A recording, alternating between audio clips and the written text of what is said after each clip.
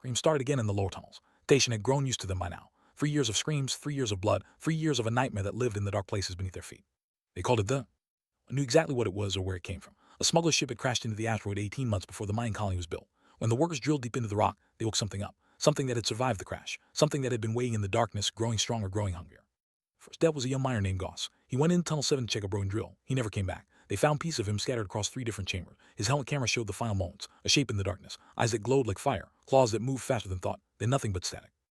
The deaths came quickly. Miners, engineers, security guards, anyone who went too deep into the tunnel being food for the beast. The creature was massive, nearly 4 meters long, covered in scales as black as space itself. It had 6 limbs, each ending in claws that could cut through metal like paper. Its head was flat and wide, filled with teeth that curved backward like hooks. Once it grabbed something, it never let go.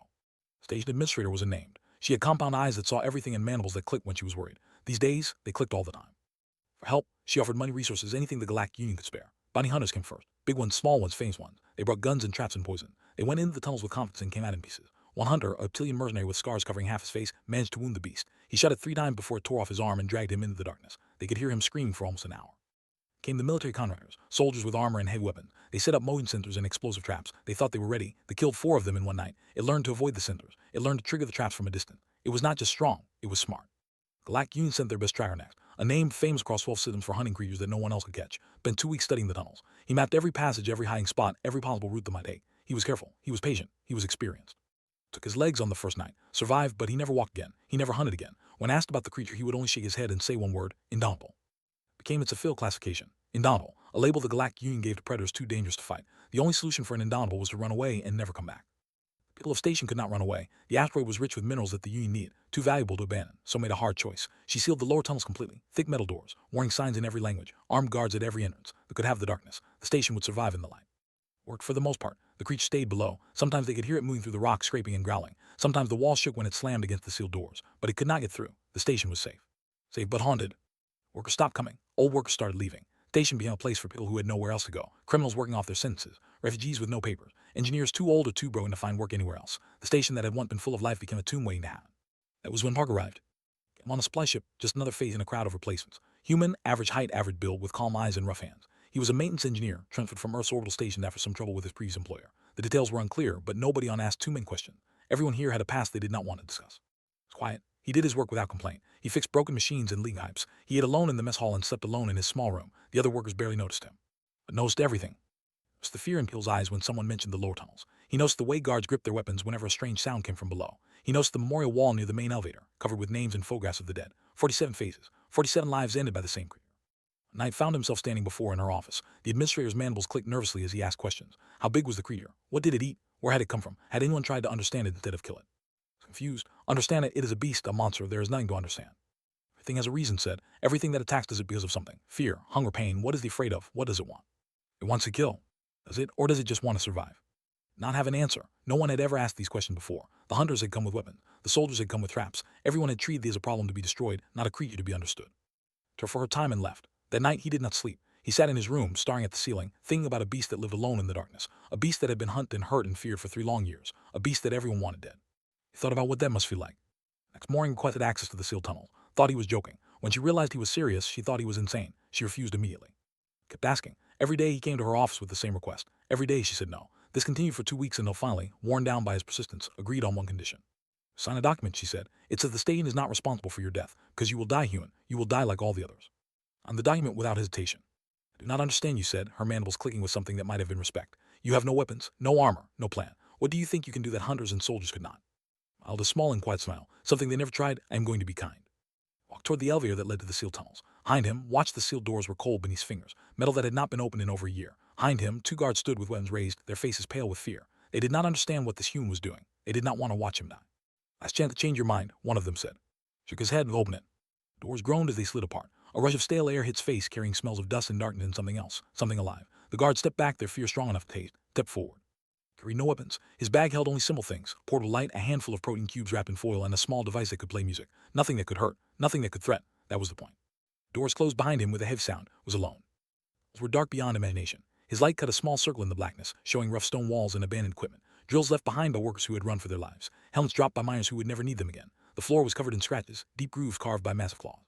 Or deeper. The station above, every screen showed its progress. Workers had gathered in the mess hall, in the control room, in their private quarters, all watching the same feed from his helmet camera. Stood at the main console, her mandibles clicking without stop. She had seen many deaths in these tunnels. She was certain she was about to see another one. Stood near the back of the control room. She was a scientist who studied alien creatures. She had come to 6 months ago to research the local wildlife, but that had become her obsession. She had read every report, studied every piece of footage, analyzed every detail about the beast, and now she watched a human walk toward it with nothing but food and music. He's going to die, someone whispered. Was not so sure.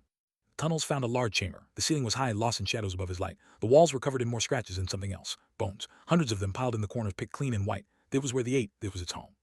Down in the middle of the chamber, he crossed his legs and placed the light beside him. Then he took out a protein cube and set it on the ground in front of him. And he waited. Passed. Then an hour, did not move. He breathed slowly, keeping his heart calm. He thought about his grandmother back on Earth, an old woman with gentle hands who had taught him that patience was the greatest weapon. She had kept birds in her garden, wild ones that came to her window every morning. They trusted her because she never chased them. She never grabbed at them. She just sat still and let them come to her. He was trying to catch a very different kind of bird.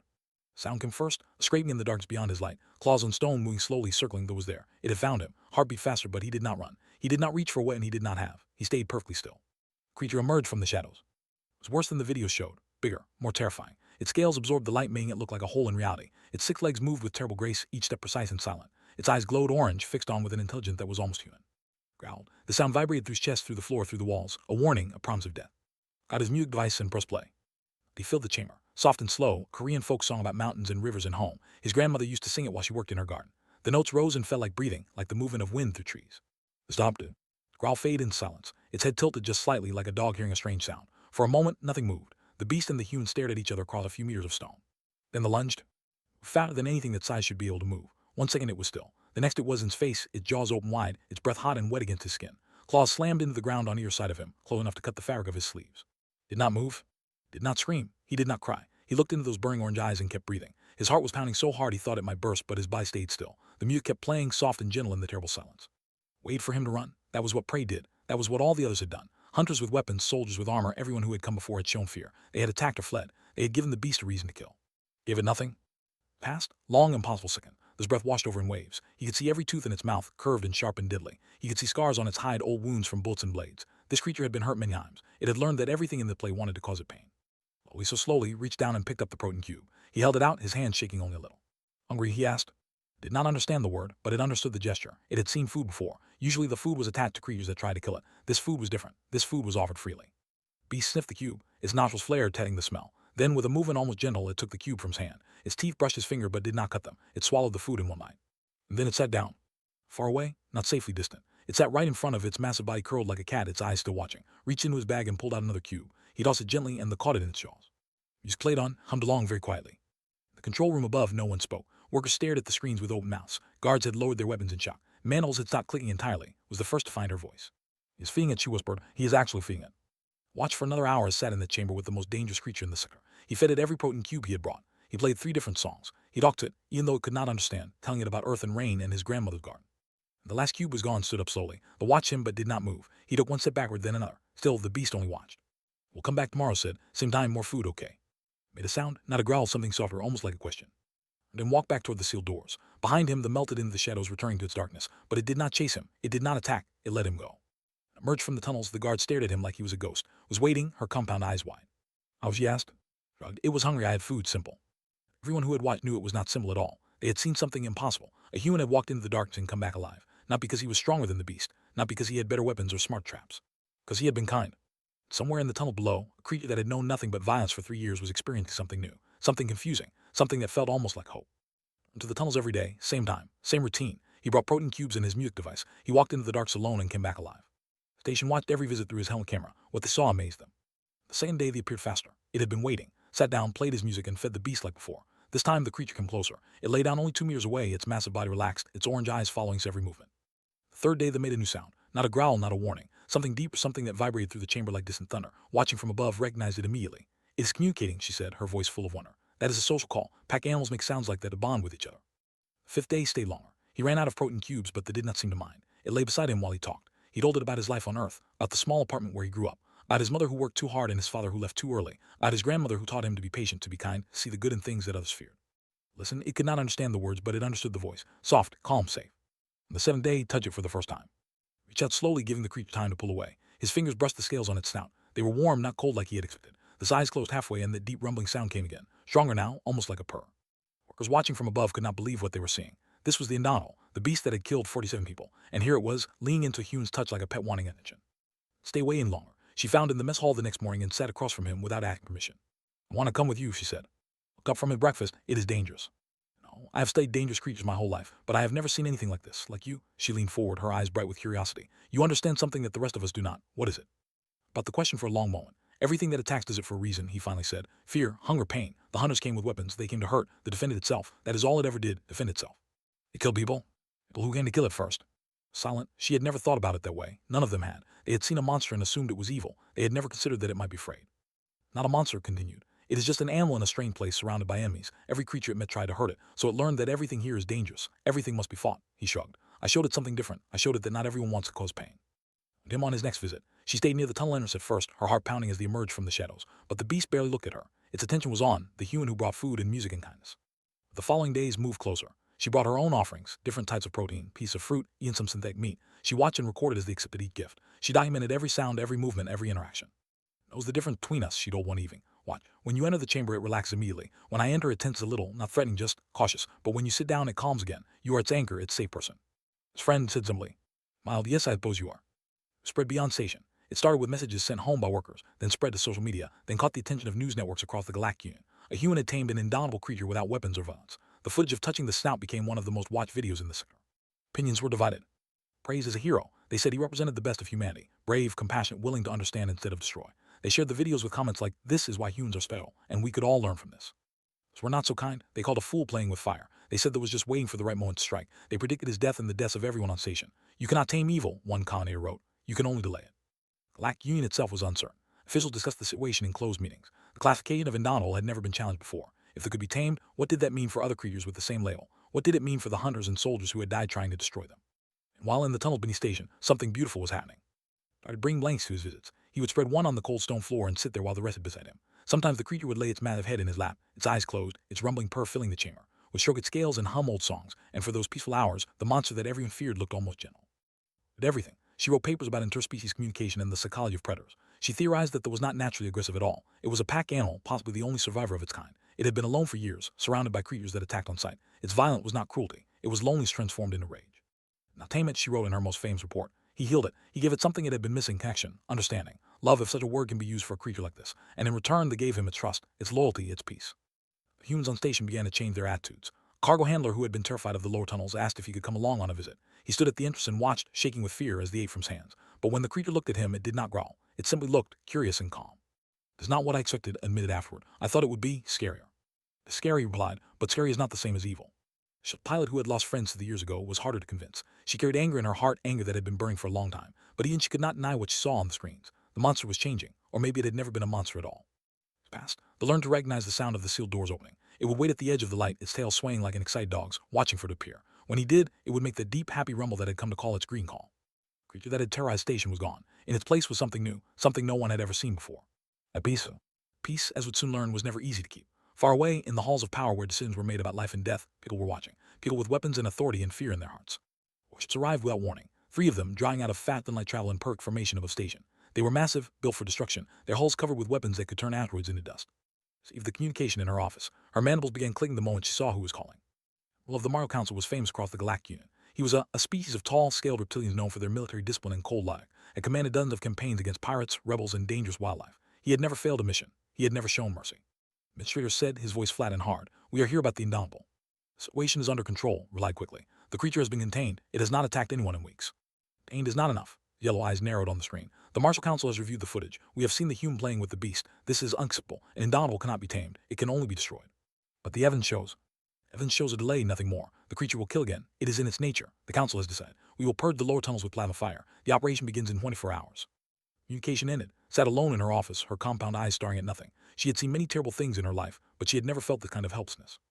Spread through the station within minutes. Workers gathered in the mess hall talking in urgent whispers. Some were relieved. They had always feared that, and the thought of it finally being destroyed brought them peace. But others were angry. They had watched visits. They had seen the creature change. This did not feel like justice. It felt like murder. The news, while preparing for his daily trip to the tunnel, found him standing by the sealed doors, his face calm but his hands clenched into fists. "They are going to kill it," she said. "I know. What are you going to do?" Not answer immediately. He thought about the waiting in the darks below, waiting for him to come with food and music and gentle words. It had trusted him. After years of pain and fear, it had finally learned to trust someone, and now that trust would be rewarded with fire. "I'm going to stop them," he said. with Admiral took place in the station's main conference room. Stood at one end of the table, a small human facing a military commander twice his size. Looked at him the way one might look at an insect. "You are the human who plays with the beast," said. "The human who made peace with it," replied. "That has not attacked anyone in weeks. It stays in the lower tunnels. It does not hunt. It is no longer a threat. As you feed it," lips curled in contempt, "you have made it dependent on you. That is not peace. That is postponement. What happens when you leave? What happens when you die? The creature will return to its old ways. It will kill again." "Then I will not leave." "You would spend your life on the rock, babysitting a monster." "It's not a monster. It is a living being that was scared and alone. I gave it kindness and it responded with trust. That is not something that should be destroyed. That is something that should be celebrated." Admiral leaned forward, his scales catching the light. "You speak of kindness. The families of the 47 dead speak of justice. Your pet killed soldiers, hunters, innocent workers. It tore them apart and ate their flesh. Does your kindness bring them back?" The weight of those words. He had seen the memorial wall. He knew the names and faces of the dead. He understood the anger, the grief, the desire for revenge. But he also understood something else. "It did not start this war," he said quietly. "It was brought here against its will. It woke up in a strange place surrounded by enemies. Every creature it met tried to hurt it, so it fought back. It defended itself the only way it knew how. Were its methods terrible? Yes. Were they wrong? I do not know. I only know that continuing the cycle of violence will not bring peace. It will only create more death." Words replied, "But they do not change reality. The creature is dangerous. It must be eliminated." "It is not dangerous anymore." "You cannot guarantee that." "You guarantee that your plasma fire will not damage the station's foundation. Can you guarantee that the explosion will not crack the outroad and kill everyone here? Life is full of risks, Admiral. The question is which risks are worth taking." His full height towering over, "The decision is made, human. In 24 hours we will fire. Anyone in the tunnels will be considered acceptable losses." He walked toward the door, then paused. "I would suggest you say goodbye to your pet." Left. Stayed in the conference room for a long time, staring at the empty chair where the Admiral had sat. He thought about his options. He thought about what his grandmother would do. And he made his choice. Announcement went out across stage's internal network. Voice, calm and steady, filled every corridor and room.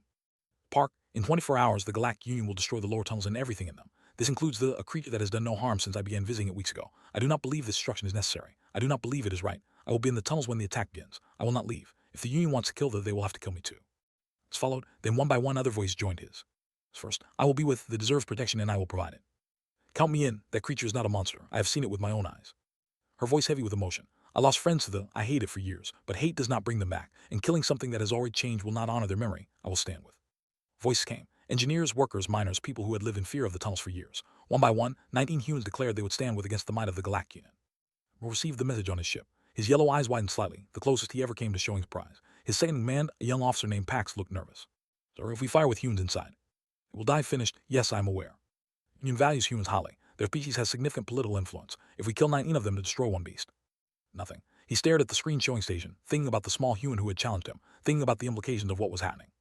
And the tunnels sat with him. The creature's head rested in his lap, its eyes closed, its rumble vibrating through his legs. It did not know what was coming. It only knew that its friend was here, and that was enough.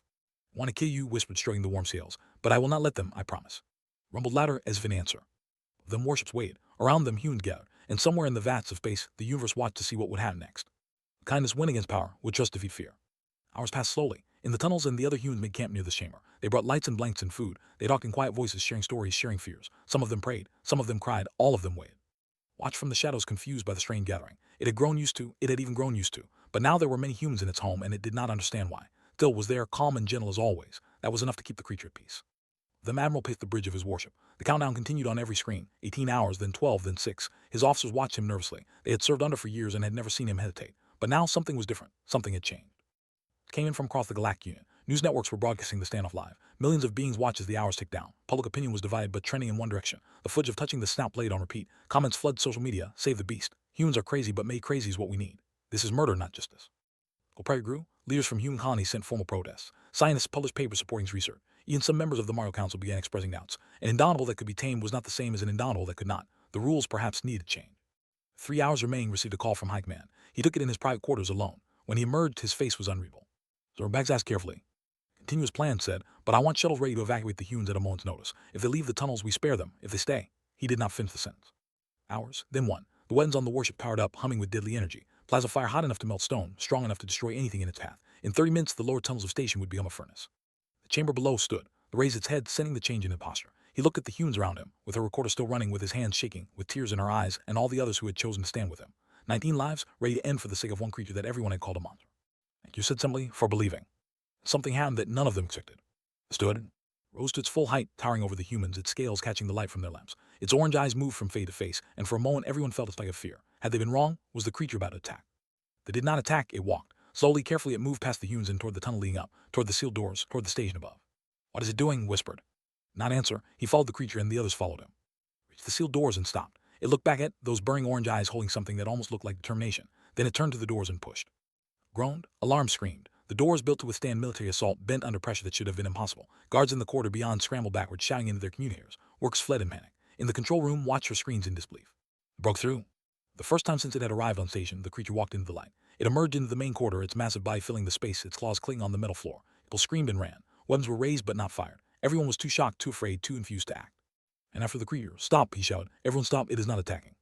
It was true. The move through the station without violence. It ignored the terrified workers pressing themselves against walls. It stepped around obstacles instead of through them. It walked with purpose, heading somewhere specific, though no one could guess where. Admiral received the report on his bridge. His yellow eyes widened. "It is out. The beast is out of the tunnels." "Sir, moving through the station. No casualties so far." "At the upper levels, if it threatens the population." "Sir, the humans are with it, parking the others. They are following it through the corridors."